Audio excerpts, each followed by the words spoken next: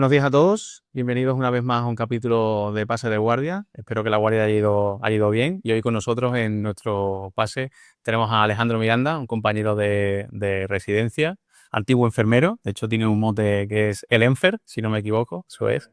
Y hoy en día, pues, actual médico de familia aquí en Castilla y León, ejerciendo en Zamora, si no me equivoco, ¿no? Pues Alejandro, muchas gracias por tu tiempo y si te puedes presentar un poco y nos cuentas tu trayectoria. Nada, gracias a vosotros, lo primero. Y nada, bueno, yo empecé estudiando enfermería en Plasencia, que es de donde soy. La verdad es que empecé enfermería porque cuando acabé y hice la selectividad no me dio la nota para entrar en medicina. Mis padres son los dos enfermeros y entonces me dijeron, oye, pues echa para que no te quedes sin nada, ya ves. Y entonces empecé enfermería el primer año y me gustó más de lo que yo pensaba, la verdad. Fue un poco una sorpresa, aunque conocía la profesión por mis padres, pero bueno, me llamó mucho la atención y sobre todo nosotros era todavía diplomatura, eran 3 años y desde primero empezábamos a hacer ya algunas prácticas en el hospital, en los centros de salud, en contacto con los pacientes, entonces me gustó mucho. El segundo año yo seguía con la idea de hacer medicina, pero tampoco entré, volví a pedir, porque yo lo que no quería era volver a hacer selectividad, sobre todo.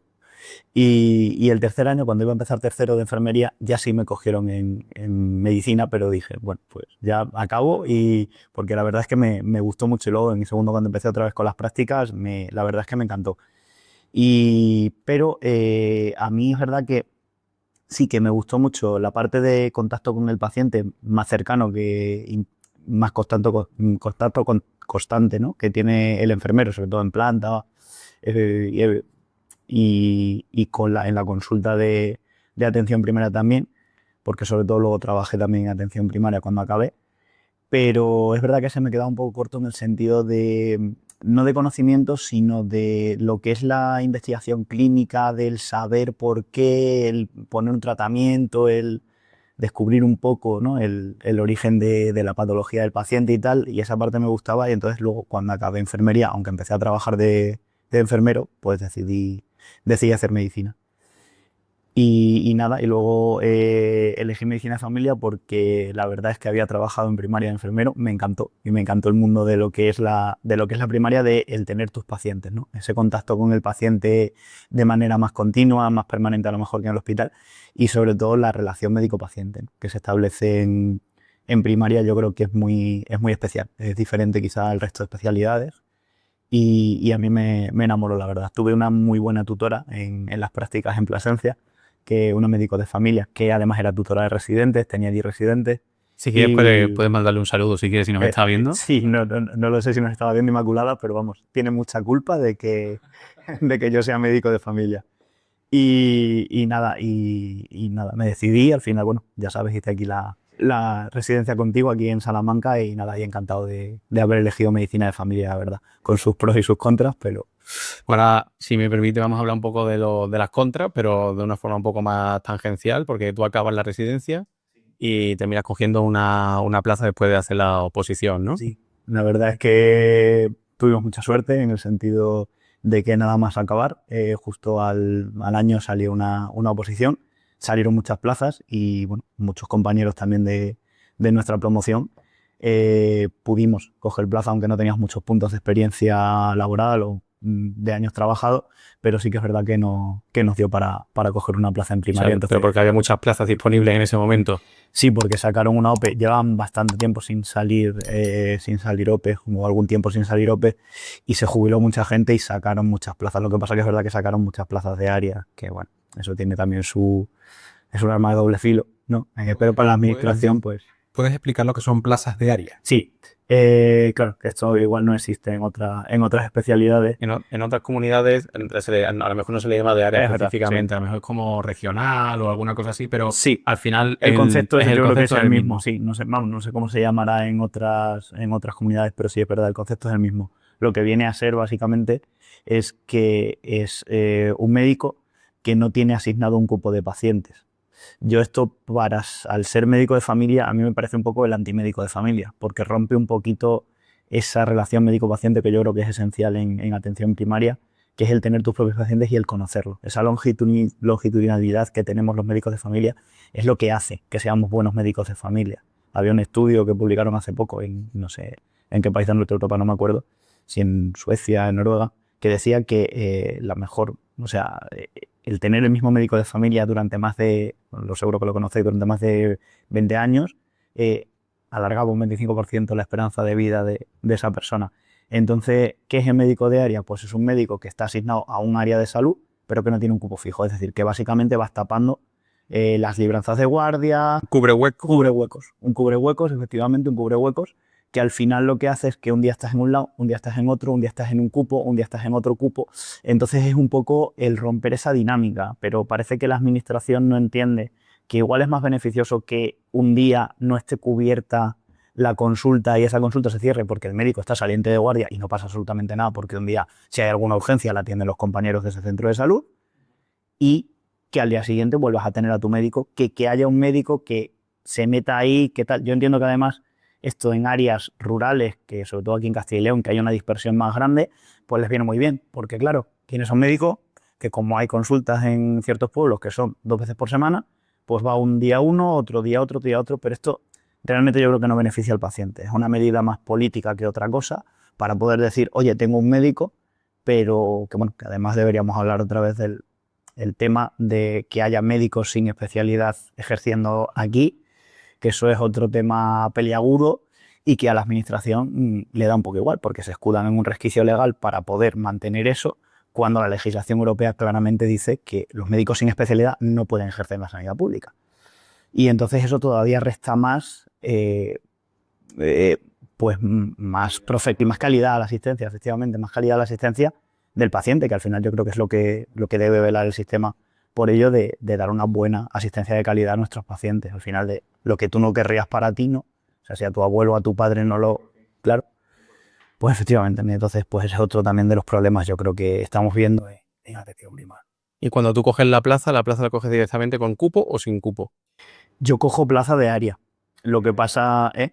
Que la coges de área, es decir, que no te... Claro, no tuve, la verdad es que no tuve opción. A la hora de cogerla salía una cantidad enorme de plazas de área y la que pude coger fue de área.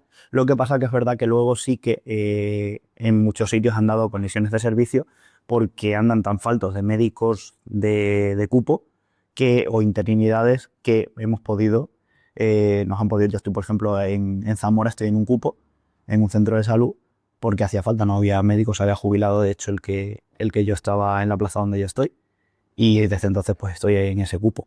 Entonces, pues bueno, pero estás ahí de comisión. Claro, que no es realmente mi plaza, que es lo que... Así que donde originalmente la conseguí. Efectivamente, que es de área, entonces, eso que digo, en cualquier momento la administración puede decir, no, pues adiós y te pongo en el sitio que a mí me dé la... Bueno, no que me dé la gana un poco, pero dentro del área que tienes así, ¿no? Que esto también es un poco dicho, está así, un poco a dedo... Dicho así, ¿no? Pero es verdad que eso yo creo que resta, sobre todo que resta calidad. Ese sistema, ese modelo que se han sacado de la manga para poder tapar huecos un poco a su discreción, pues yo creo que no beneficia al paciente, pero bueno.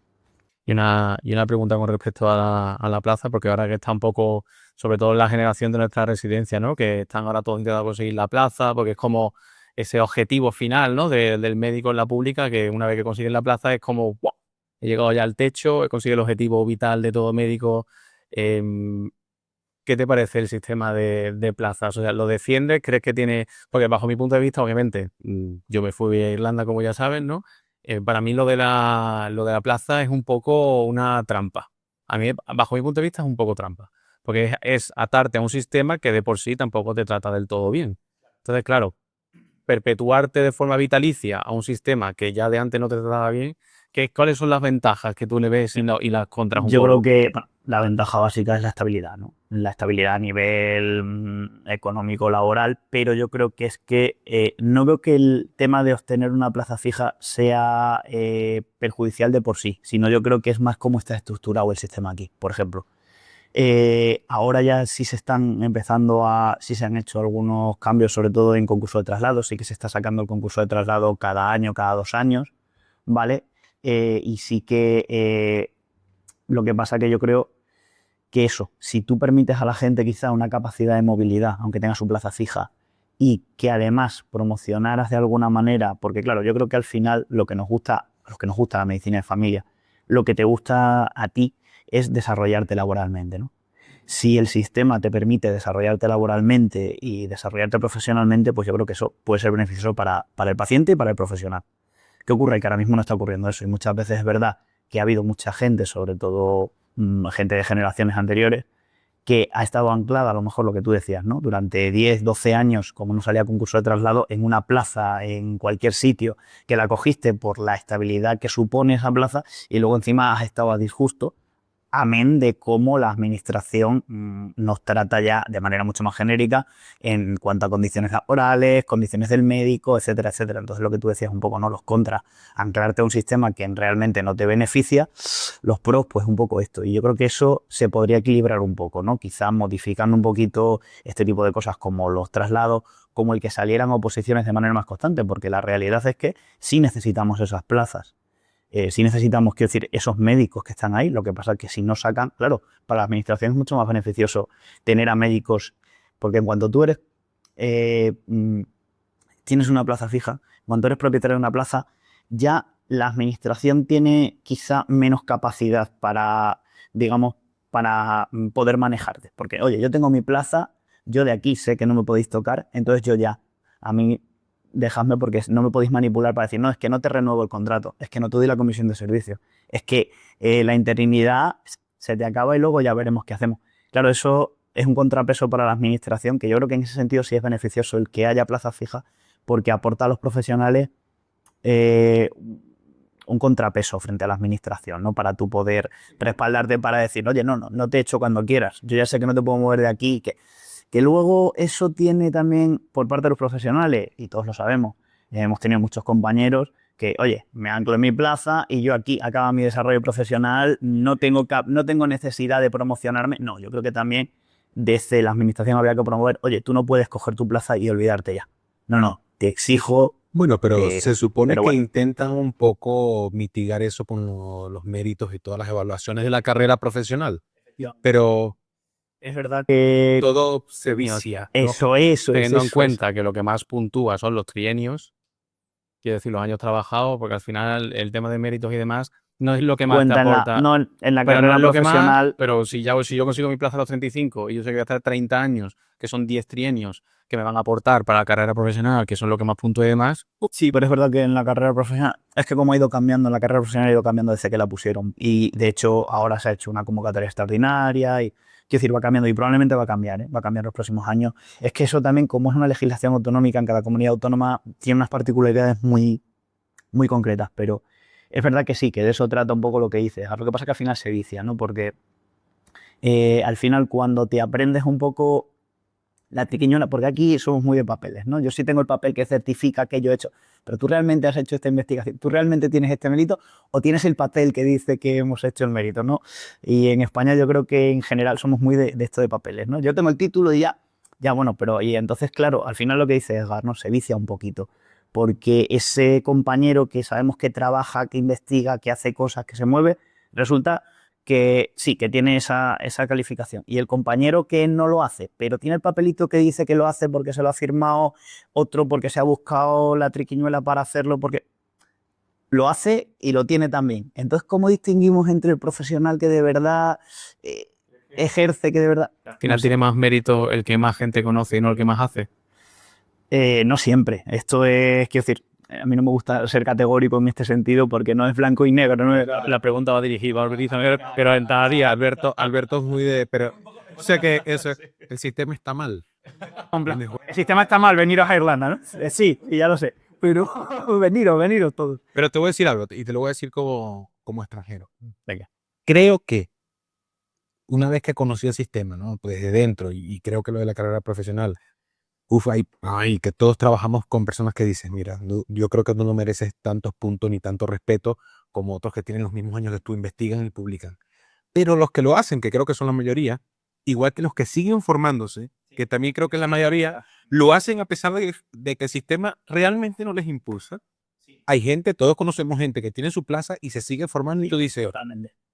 Coño. Pero- O sea, hay una cuestión de voluntad real. Yo creo que además es que a lo mejor estamos dando una visión un poco sesgada, que estamos muy catastrofistas, ¿no? De cómo son los compañeros y cómo es verdad que la inmensa mayoría de los compañeros que todos conocemos, se forman, se hacen cosas, intentan promocionar, intentan buscar esas cositas que te estimulen para poder seguir desarrollándote profesionalmente. Creo que en general todos lo hacemos. Al margen, además, incluso te diría, de la carrera profesional o no. Quiero decir que tú cuando haces una publicación, haces un trabajo, haces un estudio con unos compañeros, lo haces porque te gusta, porque te apasiona, porque quieres hacerlo, no por lo que te vayan a dar, ¿no? Y aquí entra un poco el tema de la vocación, pero es verdad que esa vocación se ha visto viciada un poco desde la administración, pues, como tenéis vocación, pues, ala, os echamos lo que sea, y también un poco de lo que te digo, cuando la administración es verdad que ha intentado un poquito, lo que decíamos, con la carrera profesional o tal, estimular eso, se ha acabado viciando también un poco.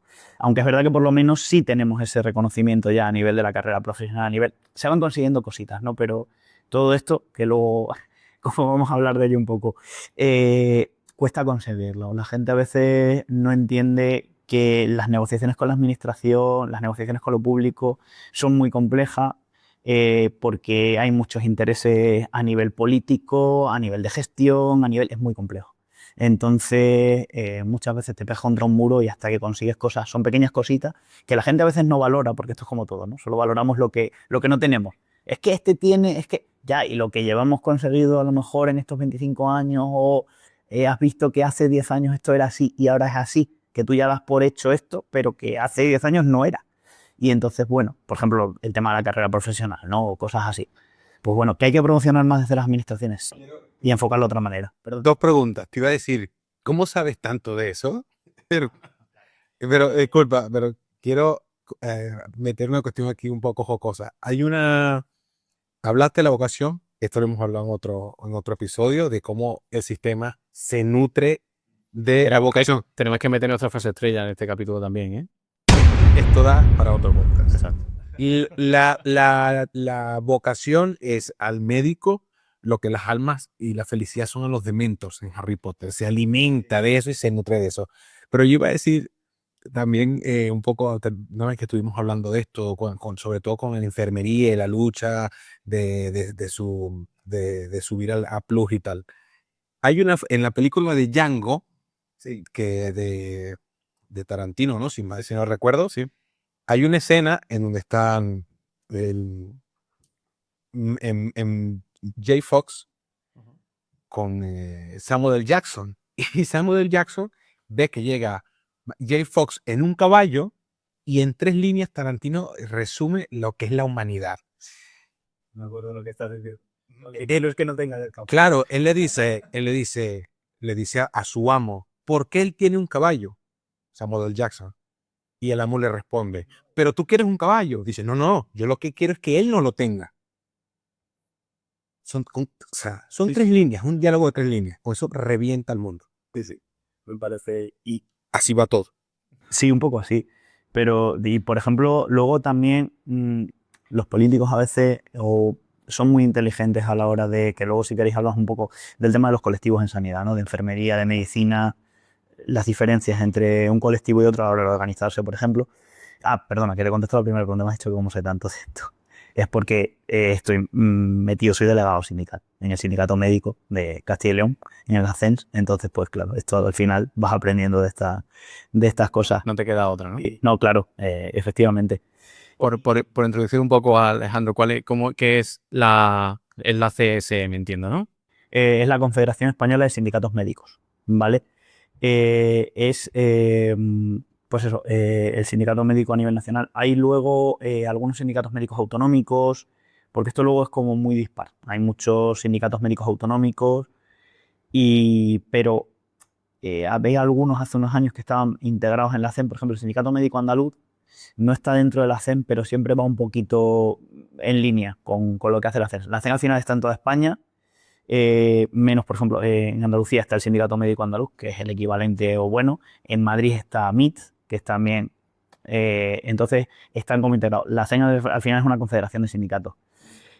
Por ejemplo, aquí en Castilla y León está el sindicato médico en cada provincia, que está integrado en CENS Castilla y León, y CENS Castilla y León está confederado en CENS España. Es como una confederación de confederaciones. Esto dicho así suena como muy farragoso, pero no es tanto. Es que simplemente los sindicatos están estructurados provincialmente, ¿vale? Y son sindicatos independientes, pero adscritos a una confederación para tener más fuerza.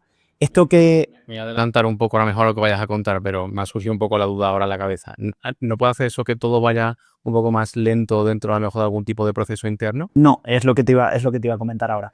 Que lo que te da es un rango de autonomía dentro de, para tú poder operar, aunque operas bajo el auspicio de esto, no es algo limitante. Quiero decir, o sea, a ti no es algo que llegue CEN Castilla y León y te diga, esto no lo puedes hacer en tu hospital o en tu... No, es un poco para tener más fuerza a la hora de reivindicar, porque las mesas luego de negociación sectorial a nivel autonómico, como la sanidad aquí en España está dividida autonómicamente, cuando tú haces las negociaciones con la administración, tú lo haces con la administración autonómica. Entonces, aquí en Castilla y León, cuando lo haces con el SACIR, con la Junta de Castilla y León, las mesas de negociaciones sectoriales a nivel laboral, a nivel tal, si te presentas de manera conjunta ante todas las provincias, claro, tienes mucha más opción a hacer cosas que al final los objetivos son comunes.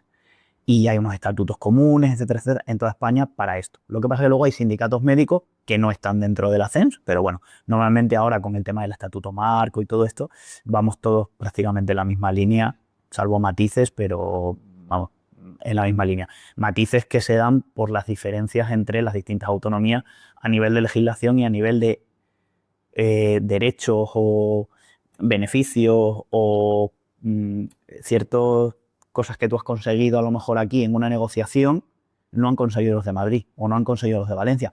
O los de Valencia tienen, qué sé yo, una exención de guardias de tantas semanas para las médicos que están embarazadas o que están y tú no lo tienes aquí. Entonces hay muchas veces mucha disparidad, incluso hay comunidades autónomas que tienen carrera profesional y otras que no la tienen. Castilla-La Mancha, por ejemplo, no tiene carrera profesional.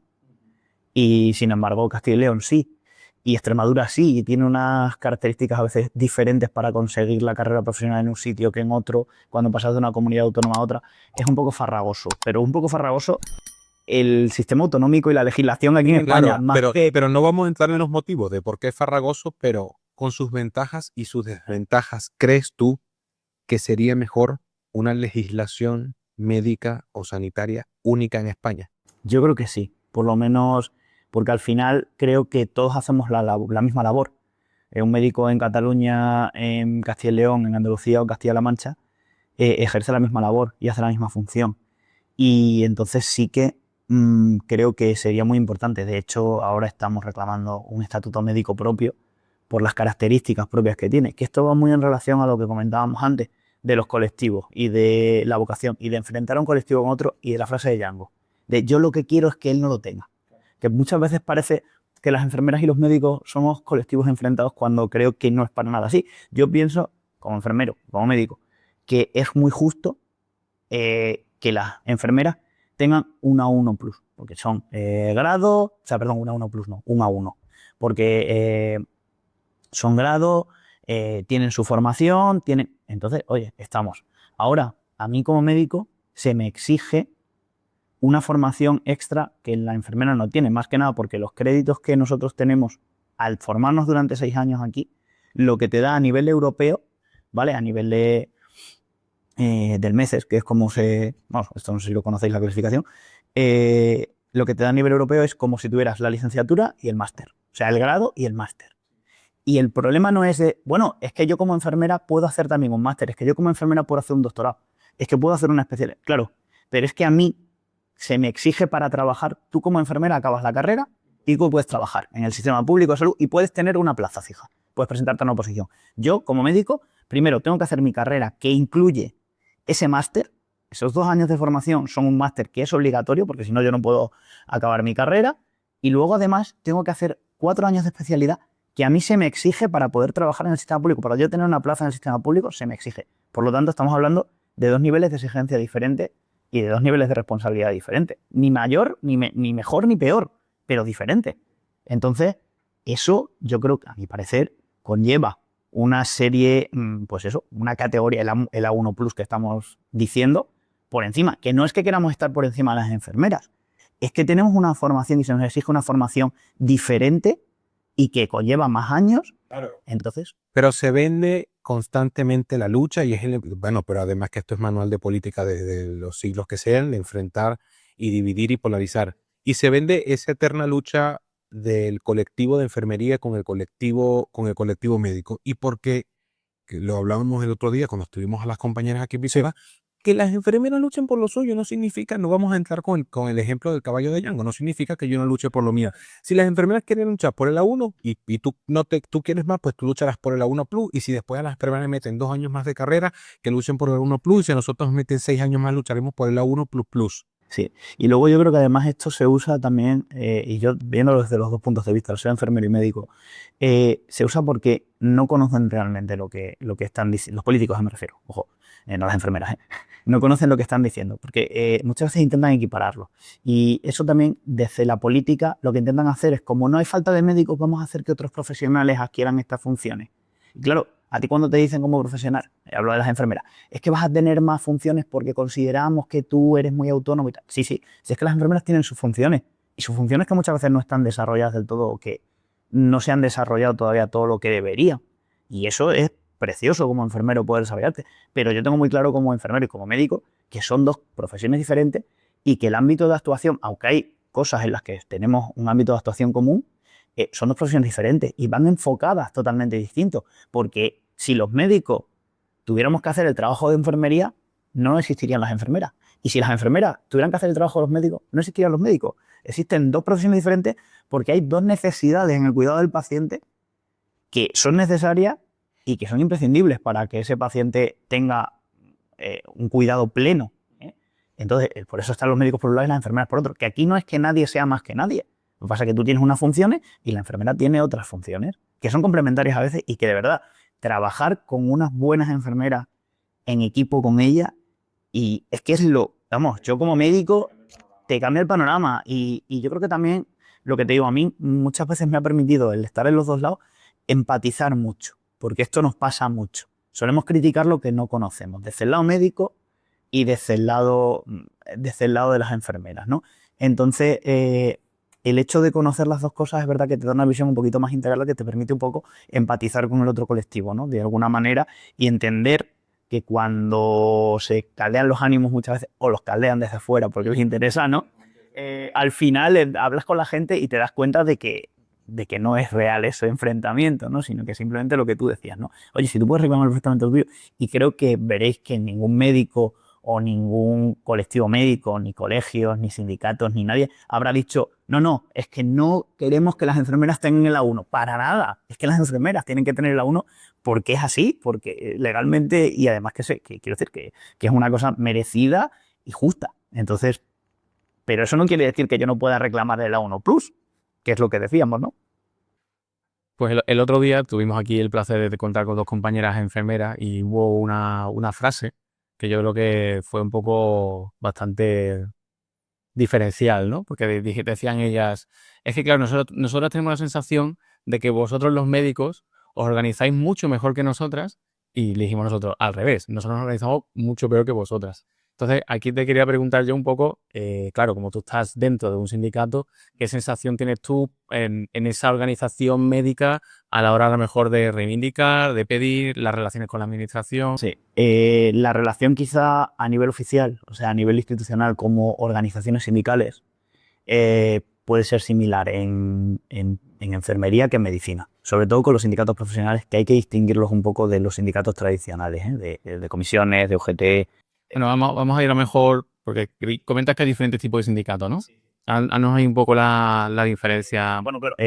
Los sindicatos profesionales, como el SASE, que es por ejemplo de enfermería, o el SAE, que es el de las auxiliares, la CENS, que es el sindicato médico, o CESIP, que por ejemplo es de los funcionarios, pero bueno, coge también, en sanidad tiene una parte importante. Son sindicatos que son meramente profesionales, es decir, que en esencia, además en sus estatutos suele venir reflejado y tal, son apolíticos, es decir, son profesionales que se agrupan para defender los intereses de esa profesión, ¿vale? Un sindicato como Comisiones Obreras o UGT, que son sindicatos mucho más grandes, los llamados sindicatos de clase, ¿vale? No solo defienden, aunque tienen secciones en sanidad o en educación, etcétera, etcétera, no defienden un contexto solo profesional, sino que luego tienen unos intereses políticos y una afiliación política clara. Quiero decir, no estoy descubriendo América cuando digo que Comisiones Obreras y UGT tienen una afiliación política clara, ¿no? Tanto o históricamente con el Partido Comunista, con el Partido Socialista. Entonces, quiero decir, tienen una inscripción política clara. Que puedo poner el ejemplo del sindicato este que ha Solidaridad, me parece que se llama, el que ha fundado Vox o el que ha hecho Vox. Pues nace con una afiliación política clara, ¿no? Entonces, ¿qué ocurre? Esto es una opinión personal, bajo mi parecer, creo que el que tengan una afiliación política distorsiona un poquito lo que es la defensa. Claro, yo pertenezco a CEN y entonces tengo un concepto de esto, lo que digo es una opinión personal, pero distorsiona un poquito la defensa de los profesionales. ¿Por qué? Porque yo, si soy de CENS y tengo que tirar contra la administración aquí en Castilla y León, por ejemplo, ¿no? Tienes que tirar contra la administración y resulta que yo soy otro sindicato y tengo, vamos a poner el ministerio por el tema de lo que decía yo, comisiones tiene que tirar, o UGT tiene que tirar contra el ministerio porque necesita hacer una protesta, hacer un tal, hacer tal. Claro, si tú vas a tirar contra, ¿qué va a pesar más? ¿Tu interés ideológico o tu interés por defender a los profesionales? Porque ahí tienes un sesgo clarísimo en eso, y que yo creo que los sindicatos profesionales no tienen ese sesgo, ¿vale? Y vamos, y esto ya te lo puedo decir a nivel personal, dentro del sindicato médico, el conocimiento que yo tengo es que la ideología política de cada persona es dispar y diferente. Y eso no tiene nada que ver con tu defensa. Espero que sea así. Claro. Eso no tiene nada que ver con tu defensa que tienes que hacer de unos compañeros, y que tú, por ejemplo, estés en una junta de personal o estés en una reunión de una mesa sectorial negociando algo y tú sepas y todos estemos de acuerdo con ese compañero que es enfermero o que es médico, que está allí contigo, que le conoces de tu hospital o que le conoces de otro tal, y estés negociando algo que en principio tú has hablado con él o tal a nivel personal, y digas, sí, esto es beneficioso, esto pues, tiene sentido para todos, es beneficioso para toda la profesión o para todos los sanitarios en general, y resulta que dices, no, es que a mí desde Madrid o desde me han mandado la orden, esto ahora no lo podemos reivindicar, esto ahora. Chico, tienes un problema. Quiero decir... Pero vuelvo a la pregunta que te hacía Alberto. Y ahora que tú has sido enfermero, has sido médico y ahora estás dentro del sindicato, lo puedes responder mejor que nadie.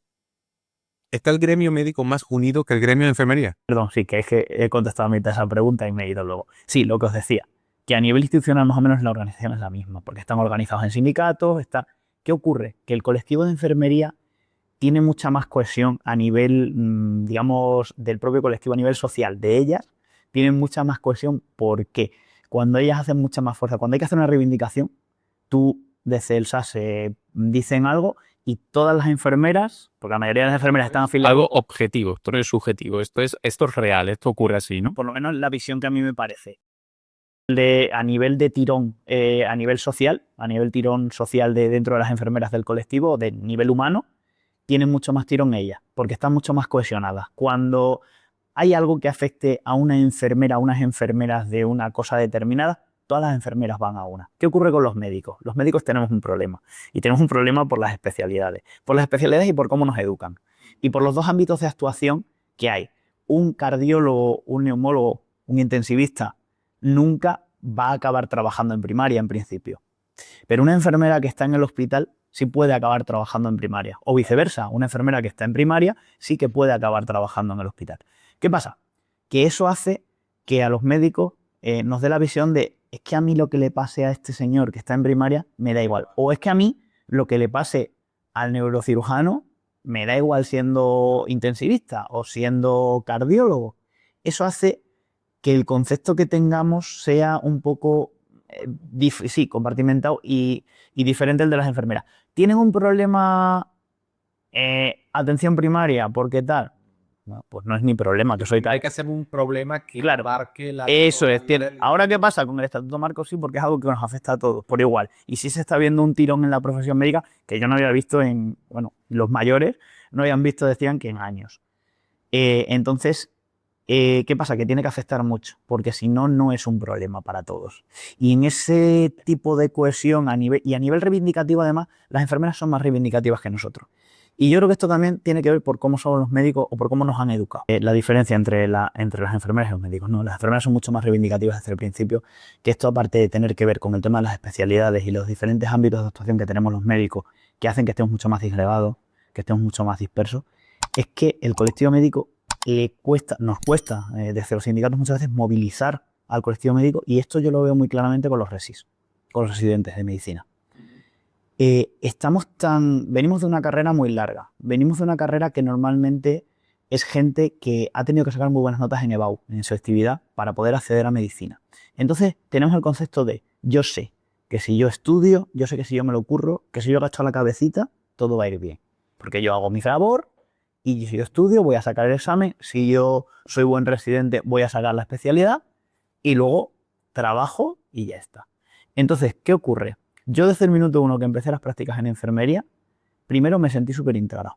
Es decir, eres un compañero al que están enseñando, pero no eres, como nos ha pasado a todos, creo, cuando hemos rotado en algún sitio en la residencia, el ficus o de estudiante, simplemente de estudiante en la consulta.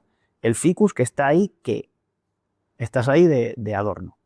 Y que encima, a veces, sobre todo, o por lo menos yo hablo de experiencia personal, Alberto lo puede decir también, que es médico de familia, que muchas veces cuando hemos ido a rotar a ciertas especialidades, se nos mira con cierto desdén, ¿no? Con cierto... Sin ánimo de hacer una jerarquía, pero llegas a ser incluso muchas veces menos que el estudiante propio que está rotando en ese servicio en ese momento. ¿no? Entonces es como un poco... Pero si yo soy un compañero que viene aquí a aprender y que además lo que siguen sin ver muchos compañeros nuestros es, si tú enseñas bien a un residente de tu especialidad o de otra, ese residente, esa patología que tú manejas, la va a manejar bien y no va a hacer tantas derivaciones, no va a hacerte derivaciones mal hechas, o sea, que al final rebota en tu propio beneficio, aunque sea por puro egoísmo, hazlo bien.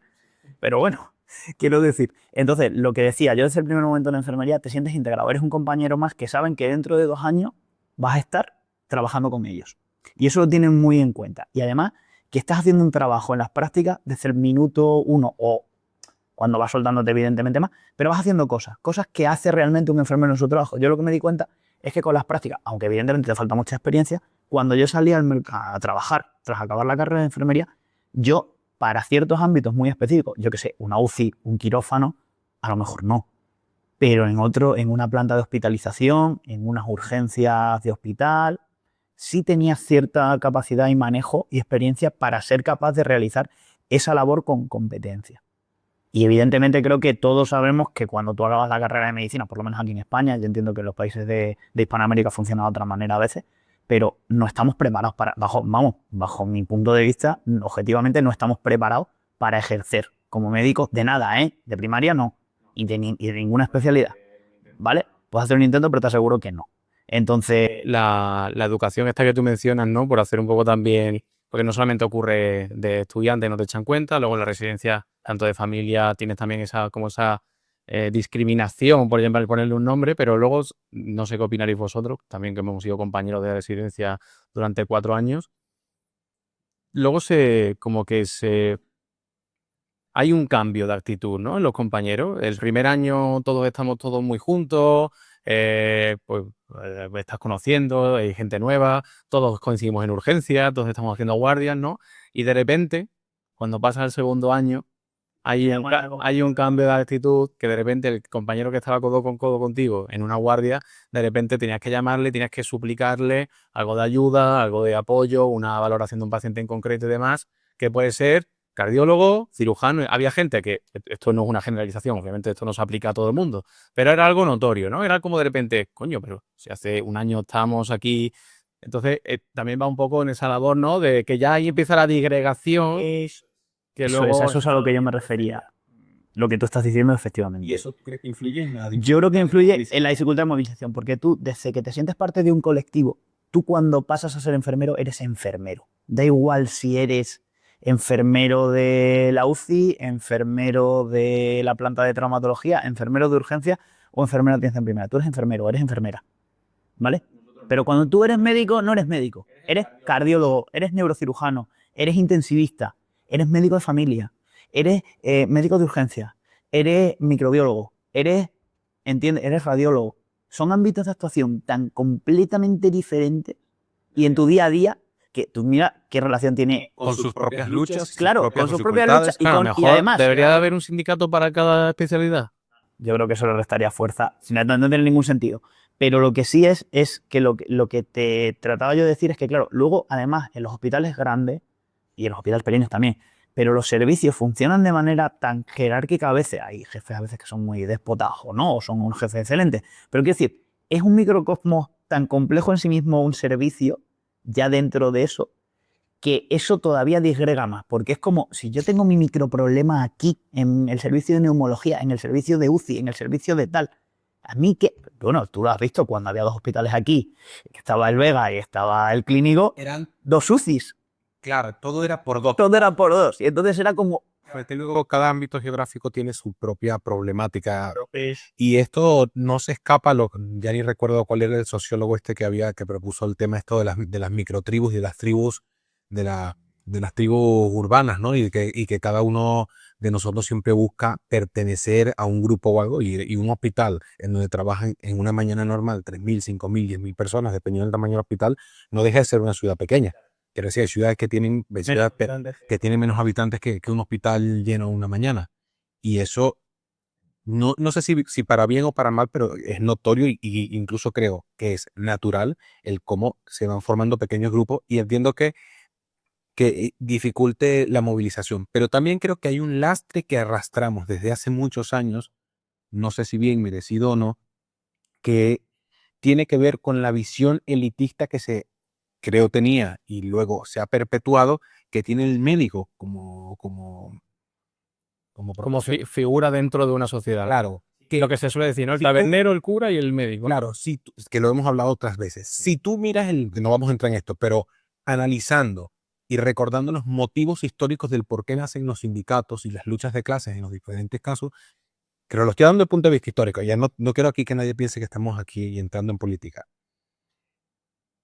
Tú no te imaginas, a lo mejor a comienzos de los 1900, a finales de los 1800, o en plena revolución industrial, si estaban en las empresas de carbón, unas acereras en el Londres profundo y lleno de hollín, haciendo una lucha por los horarios o lo que sea, tú a lo mejor en ese momento no te imaginabas al gremio médico del barrio de Chelsea ahí un poco luchando por nada, ¿no? Y yo creo que eso se perpetúa con el tiempo, y no sé si le da una pizca, como un condimento de menos válido a la lucha social de los médicos. Ese papel social que tenemos históricamente, esa responsabilidad social que a ti te lleva a decir, pero ¿cómo me voy a tirar yo contra la administración, por ejemplo, si yo, que soy el baluarte de la sanidad pública, el que tiene que defender eso, yo tengo una responsabilidad social, yo no puedo hacer una huelga, porque ¿qué pasa con mis pacientes ese día? Yo tengo una responsabilidad con esos pacientes. ¿Quién va a ver a mis pacientes ese día? Y eso nosotros lo tenemos muy interiorizado desde pequeño, y va un poquito, desde pequeño, cuando digo, desde estudiantes, ¿no? Sí. Y va un poquito de eso, de esa responsabilidad social que históricamente tienen los médicos, ese que a la vez esto es como todo, ¿no? Un gran poder lleva una gran responsabilidad, ¿no? Pues es un poco eso, ¿no? Eso a veces nos resta un poquito ese impulso que necesitamos para reivindicar lo que es justo a veces. Y eso las enfermeras sí lo tienen desde el minuto uno. Cuando tú entras en el colectivo de enfermería, sí tienen, que con esto, ojo, por favor, no quiero que se malentienda que las enfermeras no tienen responsabilidad, no se preocupan de sus pacientes o no tienen esa responsabilidad social. Para nada, ni mucho menos. Estamos hablando, enlazando con lo que tú has dicho. Tú hablas de la visión propia, pero yo también hablo de la visión.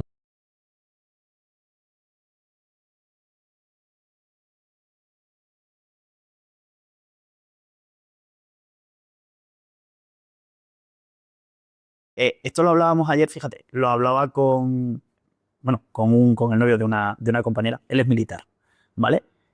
Al final funcionario, ¿no?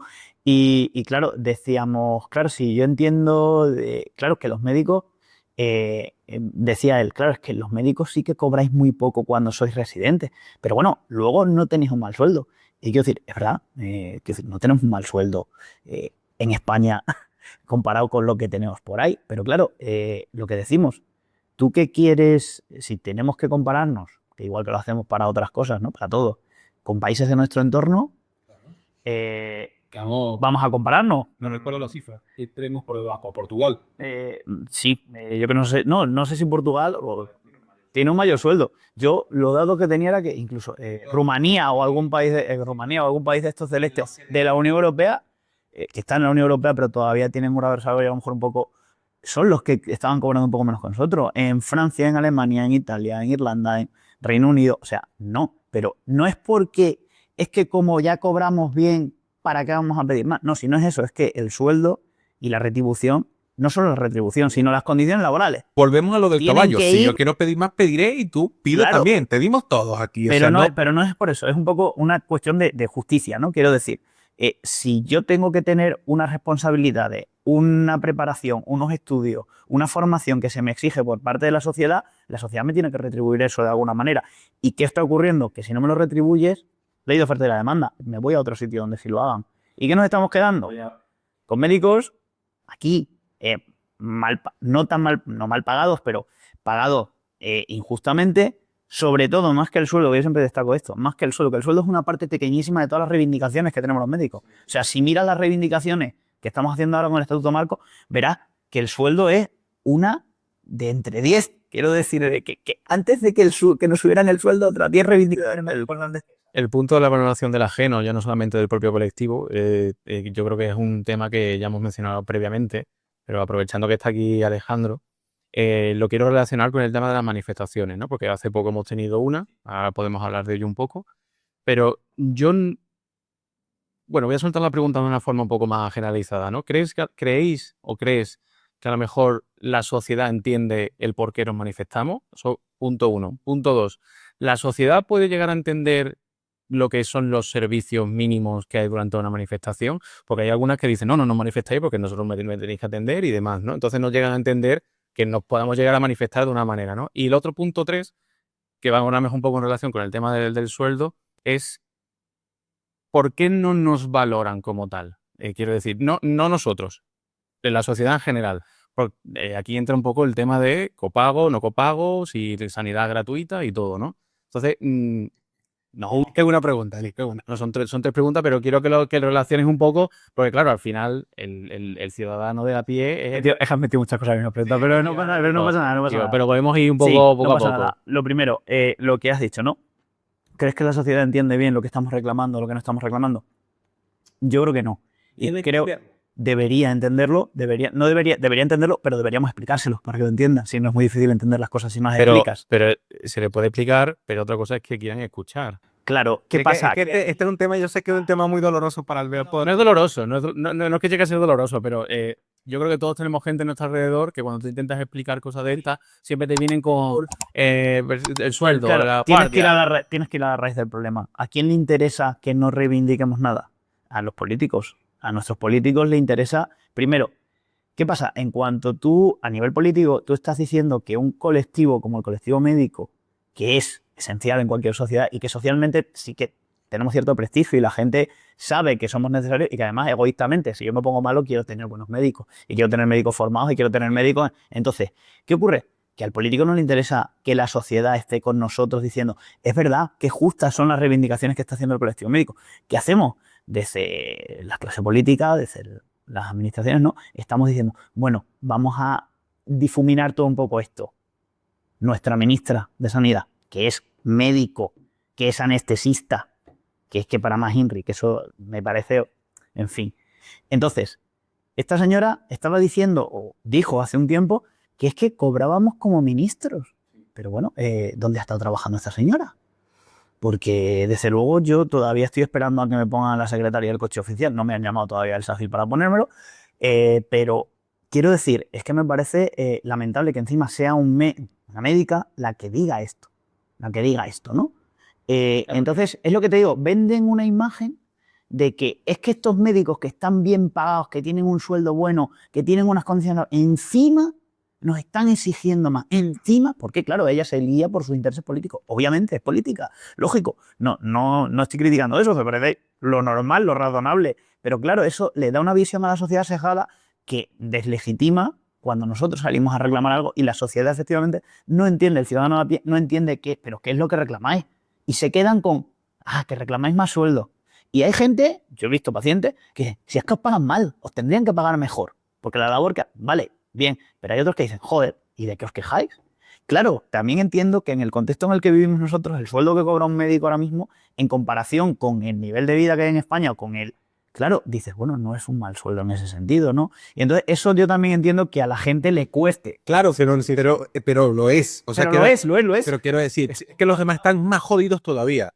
Pero a lo mejor la disgregación o la supercompartimentalización que tiene actualmente la sociedad también nos lleva, porque yo tampoco nos he visto, y me incluyo, yo no nos he visto a nosotros a lo mejor luchar por los derechos de los acereros en Bilbao, ni por los temporeros en Sevilla, y ellos dirán, ¿y por qué los médicos sí piden que les apoyemos a ellos y no vienen aquí a No, apoyar? si yo no hablo de un apoyo de que salgan a manifestarse, hablo de un nivel de comprensión. Tú estamos claro que cuando se han manifestado a lo mejor, no sé, otros colectivos, quiero decir, me da igual, yo sé, los astilleros en Cádiz, me da lo mismo. Tú por lo menos eras capaz de entender qué es lo que reclama. Oye, ¿qué es lo que reclama? No es que han hecho un ERE y es que entonces van a despedir no sé cuánto y es que habían prometido una inversión de no sé cuánto y al final no lo han cumplido y han echado no sé cuántos trabajadores. Dices, bueno, comprendo dónde está el origen de esto. Pero yo creo que a la gente lo que o no hemos sabido transmitirlo nosotros o se ha sesgado y se ha desvirtuado desde otros ámbitos, no hemos sabido transmitir realmente qué es lo que reclamamos o que la gente entienda qué es lo que reclamamos. O no lo hemos sabido transmitir o nos lo han sesgado. Entonces, lo que te digo. aguanta ahí. Va. Voy a hacer una reflexión de marketing contra los sindicatos. Pero antes de hacer la reflexión, dime tú, siendo así, no te voy a comprometer en plan, no, si mi sindicato, no sé, pero en general de los sindicatos profesionales, no los de clase, Sí. ¿qué tú crees que estén haciendo mal? ¿Están haciendo algo mal? ¿Hay algo que tú digas, joder, yo creo que esto se puede cambiar en los próximos 5 años? Sí, lo que pasa que es lo que te digo, siempre hay que hacer autocrítica, ¿no? Lo que pasa que es lo que te decía, esta manera de ser que tiene el médico. No, pero hablo del sindicato, mójate y dime, creo que ¿Qué esto quieres? lo hacemos mal. Sí, Creo bueno, sí, que crees que hay algo. sí. Creo que tendríamos que ser más incisivos todavía primero en que los profesionales médicos, en nuestro caso, sean más conscientes de la unidad de grupo, de esa cohesión que necesitamos para conseguir algo.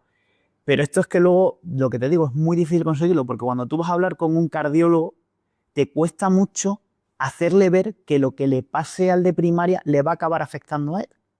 Y a veces es muy difícil de hacérselo ver. Entonces, es un trabajo muy, muy farragoso y además muy frustrante por parte del sindicalista. Yo como sindicalista es muy frustrante y con los residentes te cuesta un montón.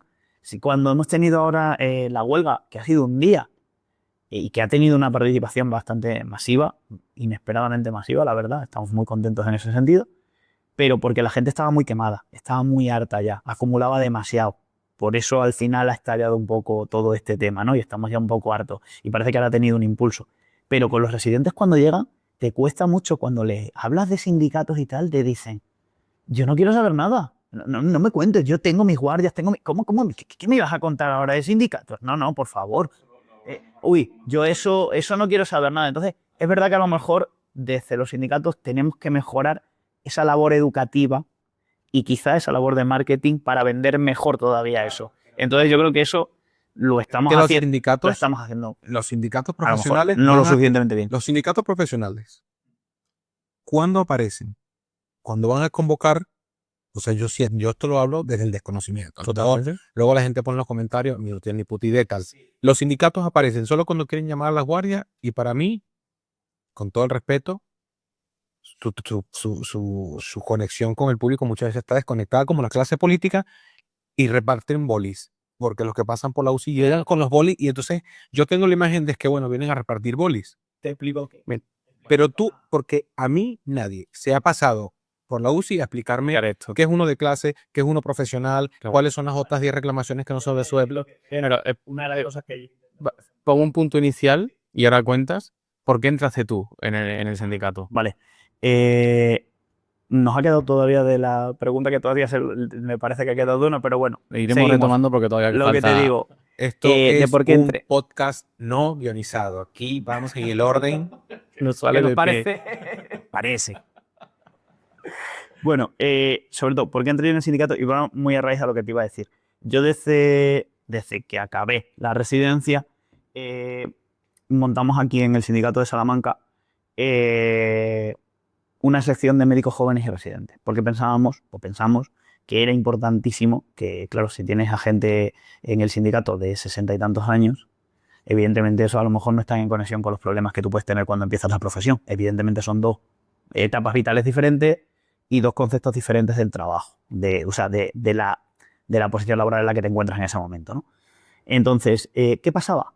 Que yo una de las cosas que dije que teníamos que hacer era, cuando los residentes empezaban los R1, convocar una charla para explicar todo lo que le estaba diciendo a Edgar, lo que es un sindicato, lo que es un sindicato profesional, lo que es el comité de empresa, que los residentes tienen una representación, que es el comité de empresa, que solo está compuesto por residentes, porque no hay otros laborales en el hospital. Bueno, queda alguno antiguo, pero muy poquitos, porque los estatutarios, los adjuntos, estamos representados en la junta de personal, no en el comité de empresa, ¿vale? Son órganos diferentes. Esto los residentes no tienen ni idea de qué estamos hablando. ¿Sabes cuántos residentes puede haber aquí por año en el Hospital de Salamanca? ¿70, 80? 80 y largo, ¿no? Ahora 90 y más. tantos, quizás Entre 100. 90, no, o 100, 90, 100. no sé, Vamos a decir 100. 100 al año. Vale, ¿sabes cuántos residentes, cuando hicimos la convocatoria, que les llegó a todos nos consta que les llegó a todos los residentes, porque fuimos por los servicios, había residentes a los que les dimos panfletos para que a los compañeros le contaran, hicimos grupos de WhatsApp, hicimos difusión. ¿Sabes cuánta gente fue a la charla de los 100 que había, a la charla de vamos a explicaros un poco de qué va esto del sindicato? Que no era para afiliaros al sindicato médico, era porque yo creía que era importantísimo que mis compañeros médicos, mis compañeros residentes, supieran de qué iba esto. ¿Sabes cuántos fueron a la charla? Sí. 5. De 100. Tú no pasaron el número. No, No. pero me ha parecido... 5 fueron. Claro, eso implica que estos compañeros siguen sin conocer. ¿Y qué pasa? Que aquí en el sindicato médico, para que te hagas una idea, en Salamanca, para que te hagas una idea, hay liberados completos, que luego si queréis hablamos de lo que es un liberado, de lo que es un delegado, de las diferencias. Está en nuestro guión. Perfecto. Liberados completos está el secretario del sindicato, el presidente del sindicato, uno de hospital y uno de primaria. 4 para todo el área de salud, incluido Béjar, Salamanca, para toda la provincia de Salamanca. 4 delegados completos, ¿vale? 4 liberados completos que me digan. Y luego, a lo mejor hay, qué sé yo, entre primaria y hospital, a lo mejor, no sé, 15 delegados, 12, no sabría decirte. Luego unos más activos que otros, pero... Entonces, quiero que te des cuenta de que ese delegado, primero, que es que ahora hablamos, claro, es que esto es más complejo, dices tú, pero ¿cómo es que solo vienen a repartir bolis cuando son las elecciones? Y muchas veces es verdad, y eso es una criticable.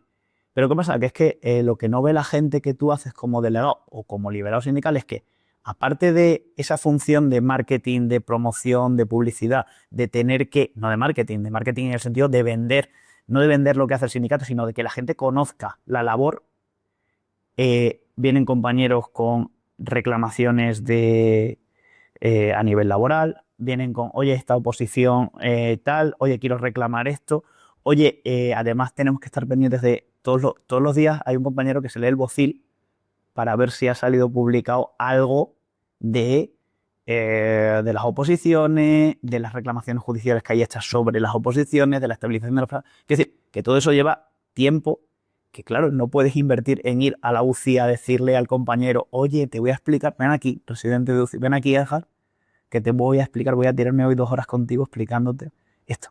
Ojalá pudiéramos hacerlo. Si fuéramos 500 delegados, podríamos hacerlo. Si fuéramos... También es verdad que quiero decir una cosa. Los sindicatos más grandes, UGT y comisiones, reciben muchas subvenciones en el sentido de, por ejemplo, cursos de formación, etcétera. Mira lo que pasó con los ERES en Andalucía, ¿no? O sea, estamos hablando de millones y millones y millones de euros en cursos de formación que ellos luego administran, que ellos luego dan. Un sindicato profesional hace sus cursos de formación, pero son cursos a una escala mínima, que encima los cursos de formación no los obtienes ese dinero de subvenciones, sino que el sindicato paga una parte y el afiliado paga otra parte cuando va a hacer un curso. Lo que hace es que el curso al afiliado le salga más barato, pero a lo mejor hace un curso de formación y tiene que pagarlo al afiliado una parte. Y nosotros vivimos de las cuotas de los afiliados, y sí es verdad que la Junta de Castilla y León da una subvención, pero a nivel del sindicato de Castilla y León, a nivel del CENCIL, que luego se reparte entre todos los sindicatos provinciales, pero por el número de afiliados y el número de... Pero quiero decir, dan una subvención al año que si vieras las cuentas del sindicato cuando tenemos al año eso y las compararas con la capacidad económica que tiene comisiones o UGT es como, o sea, no sé, es como si intentas... La Ponferradina y claro, entonces entiéndeme, ¿vale? versus el Barça. Entiéndeme. Con todo el cariño de la Ponferradina. Bueno, el Barça últimamente es mejor el Madrid, bien Madrid. Pero ¿entendéis? Manchester United versus Ponferradina. Y aún así, escucha, y aún así fíjate que no es que veas tú que los de comisiones o los de UGT han ido a explicarte esto mismo, porque los de comisiones de UGT han ido a repartirte boli y cuando son las elecciones oye, vótame. Vale, entonces... Claro, pero mi crítica es para todo. Es que para mí el tema de marketing es esencial y es en todo y pasa con las empresas y pasa hasta en tu propia vida personal y profesional. Y tú vas y aunque sea, vendes lo que haces. Pasa algo parecido a lo que te comentaba del tema del el discurso político, ¿no? De voy a vender la imagen de los médicos bueno, pues como decías de la ministra, no, es que el sueldo, es que el tal, no sé qué, pone el foco en un punto.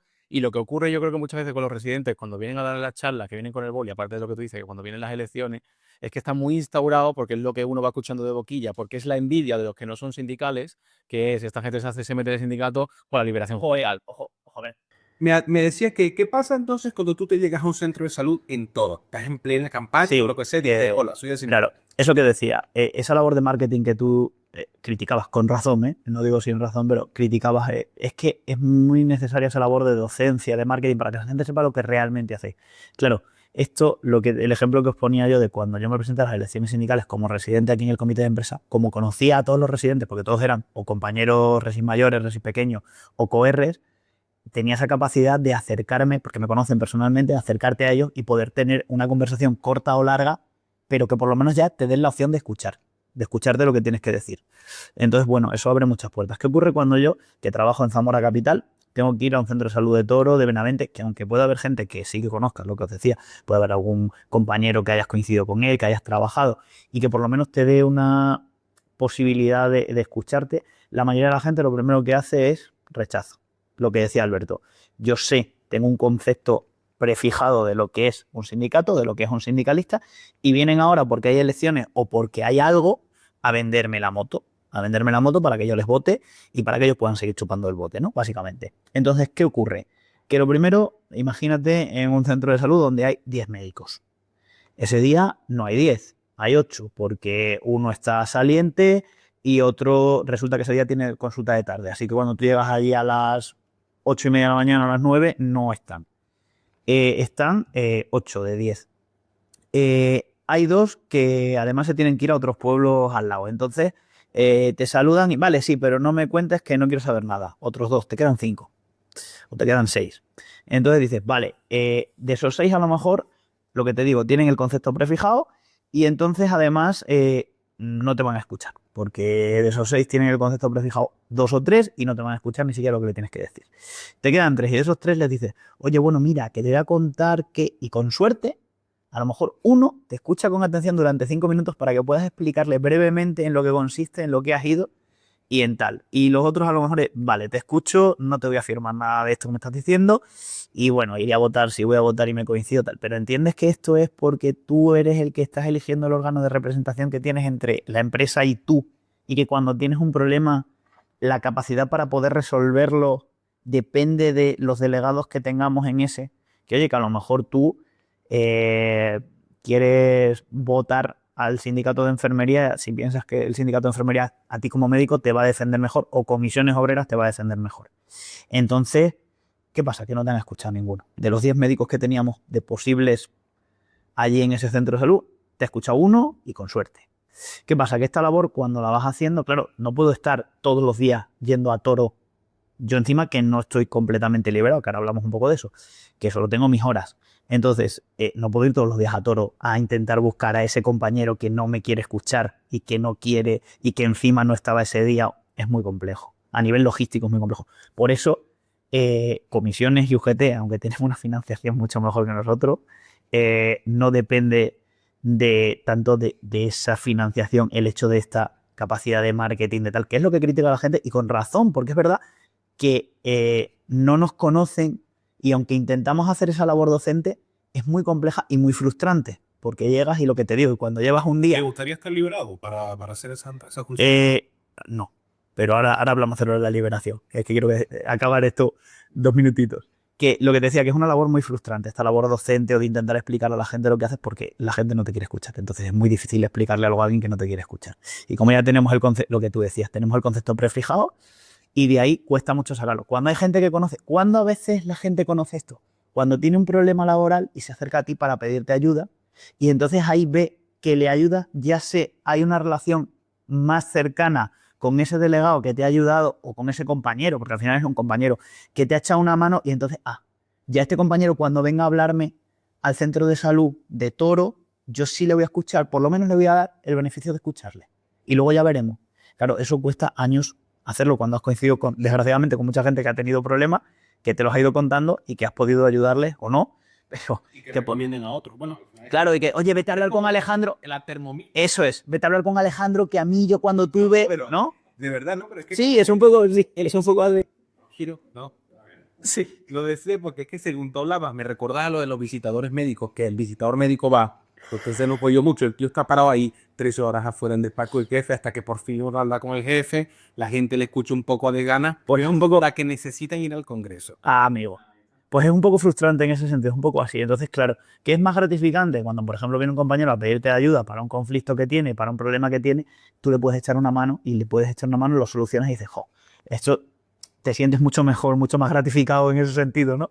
Entonces, claro, es una labor muy ingrata. En ese sentido es una labor muy ingrata. Pero y si luego uno quiere derecho, al final tiene que también saber lo que hacéis. Claro. Es decir, que si todos luego queremos remar a una, estatuto marco. Ay. Ya he dado el sindicato algo, pero ¿qué hace el sindicato? Si el sindicato eres tú, quiero decir, si el sindicato eres tú, que es lo que la gente no entiende, el sindicato al final son los trabajadores. Si los médicos... El pueblo. Pues, y no las élites, ¿no? Bueno, pues, claro, pero ves... Esta secta de guardia, estamos en el pase de guardia, que esa es el momento. Va a hacer lo que puede. El momento de iluminación filosófica y espiritual. Le estamos dando un toque ameno a esto para que la peña vean y sepa que yo he tenido problemas y he acudido al sindicato y yo era el que...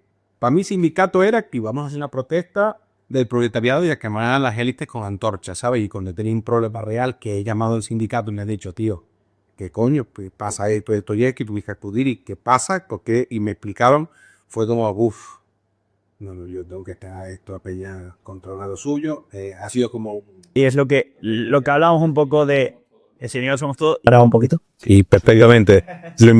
Hay que invitarlo para hacer un episodio completo del Estatuto Marco, que eso puede ser un episodio especial. Se me está ocurriendo ahora, porque así somos aquí. Además, improvisamos, no tenemos nada escrito. De hecho, nos ven mira la pantalla, pero en verdad tenemos en nuestro logo ahí puesto y así. Hay una foto mía y de Alberto aquí y nos vemos.